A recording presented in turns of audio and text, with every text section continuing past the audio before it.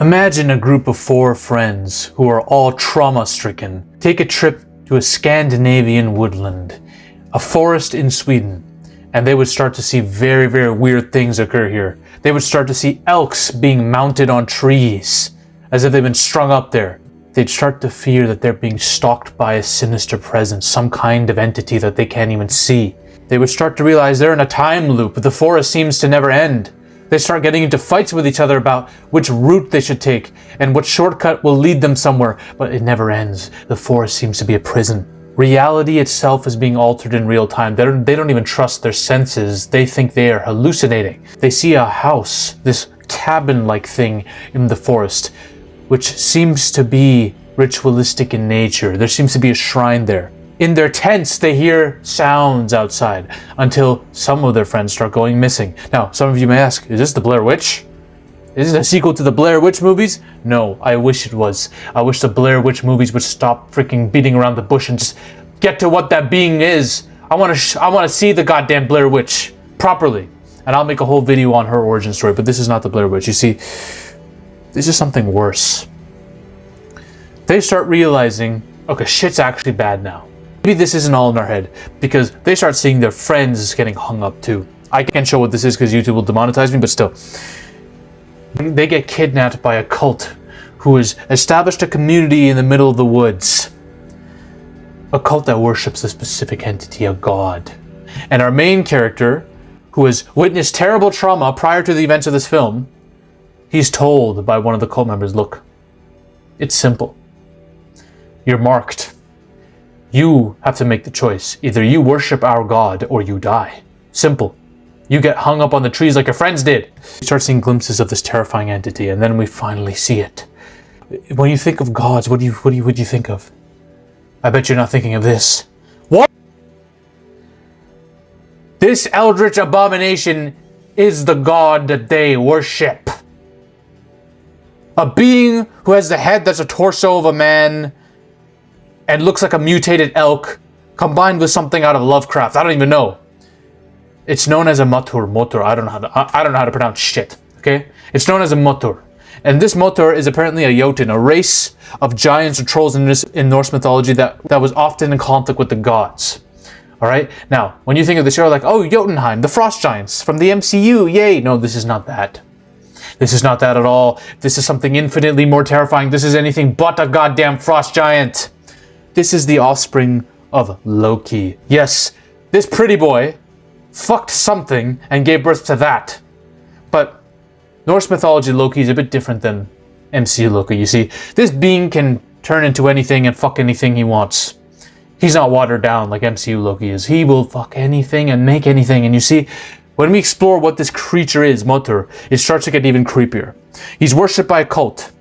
Trauma is the key word here. All these cult members have experienced trauma. And they've all been trapped in a forest and chosen and selected and given the choice, worship or die. He will stalk groups of people who are idiotic and enter the forest, and he will find the one to mark, the one who has the most trauma. And then when he does, he'll execute everyone else and bring them in, giving them the choice, worship or die. He demands periodic sacrifice in exchange for immortality. All right, this is a symbiotic relationship. I give you immortality and a safe haven in these woods. You give me what I want. You sacrifice to me. Now think about that. Living a beautiful society, uncorrupted by civilization or the modern world, and we're just living together in a community, all immortal, never dying. That sounds pretty good to me, to be honest, yo. That sounds pretty good to me. This being's powers are shape-shifting. He can transform into your loved ones in front of you and lure you before he freaking spikes you on a tree. Marking, like I said, he magically marks people he chooses. Personal domain. This forest, this area, is his domain. And while you're in his domain, he has ultimate power over you. He has all the powers of God. He'll reality warp. Fuck with time. He can kill you whenever he wants. He's ever present near you. But in this forest, literally is an extension of his very being. But it's limited. Because outside this forest, he has virtually no power. So, as long as you're outside the bounds of his domain, you're good. He has limited omniscience. As soon as you enter this forest, he knows everything about you. He's always with you. Outside of that, again, limited. And he has superhuman strength. He can spike elks and humans effortlessly on top of trees, for God's sakes. I've always been curious as to why he looks this way. Look at his goddamn head. It's a goddamn human torso flipped upside down. He's a mutated elk with the spine bone sticking out. Why this? Why does he look like this? Well, it might have to do with his origin. I believe that this being represents corrupted nature at its finest. You see, Loki in Norse mythology fucked many things. He took the shape of freaking snakes, pigs, gorillas, whatever he wanted to fuck everything. And God knows how many things he gave birth to, how many abominations he gave birth to. Not too dissimilar from the Greek gods as well, who do the same thing. But the common theory around this being's origin is Loki ate the half-burned heart of an evil woman, like a witch-like being. And when he ate it, the evil festered inside him and gave birth to many monsters. Monsters such as these female trolls that would occupy certain forests, okay? But the more iconic monsters are the world serpent, the Midgard serpent. I don't know how the hell Loki would even give birth to this, but Loki gave birth to seemingly every abomination on Earth. Fenrir, the wolf. Yes, he gave birth to that too. Hel, goddess of the underworld. Basically the Norse mythology's version of what you saw in Thor Ragnarok, Hela, god of death. He gave birth to these beings. Now, I don't know if he gave birth to these specific beings all from the half-burnt heart, but it's safe to assume he gave birth to a lot of eldritch abominations off of that one event. And who knows, maybe this being was one of them. And based off this principle, we have something called the prophecies of disaster. The rest of the Norse gods feared that one of these monsters would go crazy and cause ultimate chaos. So they decided to isolate these monsters, which would make sense why this being is isolated in his domain. He has no power beyond that forest domain, right? But I have a different theory, y'all. My theory is a bit more schizo. My theory is a bit more stupid, some would say. What if Loki didn't eat a half-burned heart or didn't fuck other beings? What if this being Motur, this eldritch god, is a product of Loki fucking himself? Don't leave! I understand. Listen, I know. It gets weird. It's about to get weirder, all right? If you guys have seen the TV show Loki, these are two Lokis of their respective universes, okay? Marvel's a multiverse, right? So this is one Loki, that's the other one. Her name is Sylvie in this show, whatever. Loki falls in love with her. Basically falls in love with himself, the ultimate narcissist. Wants to fuck her really bad. But the TVA and Mobius warn him, two Lokis from different universes, them falling in love is like a terrible nexus event. That's an aberration in space-time. That would fuck up a lot of things. You cannot do this, Loki. So off that principle, imagine what the product of such an event, the product of that love would be. Imagine the child, the abomination from that. What would that look like? What if, and I know their relationship in the show doesn't really go anywhere. They don't really bang, or it's kind of a romance that doesn't go anywhere, but what if they did mate off screen? What if they did fuck right before he sacrificed himself for her and became the god of stories so that she could live a normal life? What if they did bang right before that off screen? What if she just fell for him as well and they couldn't help themselves? What if she got pregnant and that child was something that the TVA could not allow to exist? So they said, okay, you're allowed to exist, Sylvie, but we need to abort this child. So they tried to prune it, but they realized this is a being born of pure chaos. We can't prune it for some reason. This is beyond our pruning powers. God damn, all this dust. They tried to zap it to the void. Somehow they tried to zap it to the void. And this being festered there. He was there for a long time.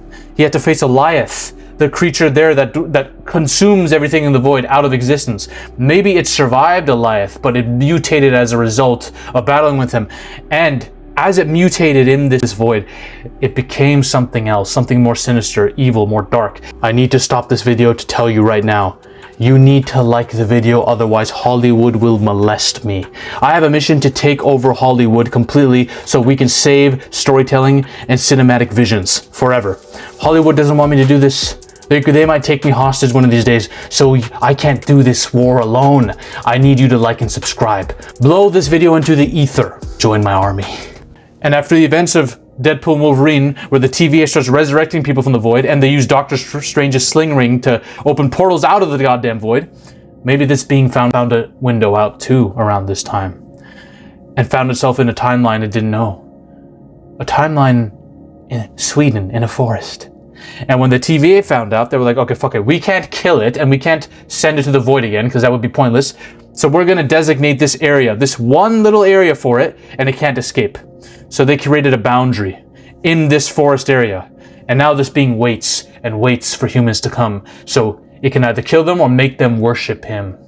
Because it has Loki's desire to be a god and king, but it also has a desire to escape the domain that they have imprisoned him in, so he can go crazy, go berserk, and make the entire world his domain. Maybe that is what this being is.